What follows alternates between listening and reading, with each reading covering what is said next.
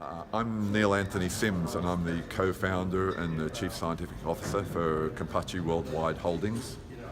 We just concluded our Series A in October of last year, and so we're moving forward now with deployment of our offshore farm and hatchery operation down in La Paz in the Sea of Cortez in Mexico.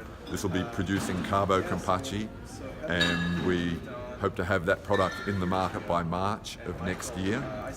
This is the Seriola revoluana, which is the same species that we were growing out of Hawaii as the Kona Kampachi. We'll just be growing that now in the Sea of Cortez. We see tremendous opportunity to scale production there in the Sea of Cortez. The Mexican government is phenomenally supportive of this industry, and that's really encouraging to see. And we'll be able to deliver the fish to market by truck, so land transport is a lot more cost efficient, and it's also a lower carbon footprint. So we're really excited about the potential in La Paz. More than that, we see the growing awareness of the global potential for offshore aquaculture, and this is most notable in Norwegian salmon. The opportunity for green licenses in Norway has been the primary driver behind this, that there's a need to expand salmon production. Norwegian salmon is very profitable. There's an increasing demand.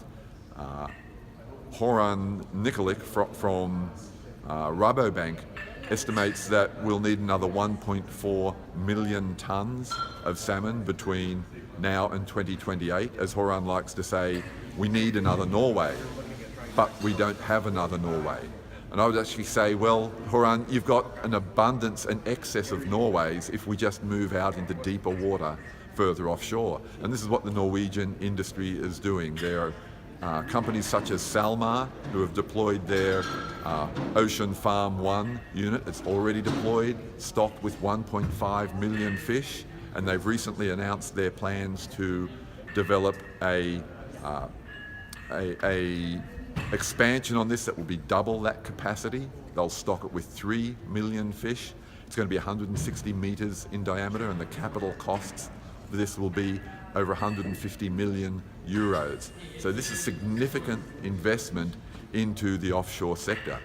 The offshore sector that we know for other marine species such as seriolas and cobias and snappers, that is also expanding. Was very pleased to see open blue cobia was recognized as a seafood champion here at the Seafood Summit in Barcelona, and that's a very well-earned accolade for open blue, and also I think recognition for offshore aquaculture. If you go back 12 years, the Seafood Summit that was held in Seattle had a panel on offshore aquaculture which was widely critical, deeply critical of the growth opportunity in offshore aquaculture. And now here we are 12 years later, where one of the leading companies in offshore aquaculture is being recognized as a seafood champion. I think that's really fitting, and I think it is a reflection on the growing NGO, environmental community awareness of the need to expand offshore aquaculture,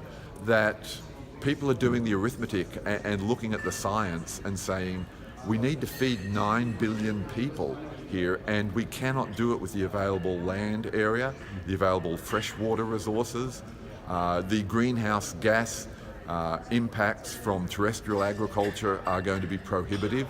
We need to find a way to do this with aquaculture, and there's a lot more recognition that offshore aquaculture, moving into deeper water further offshore, is minimally impactful.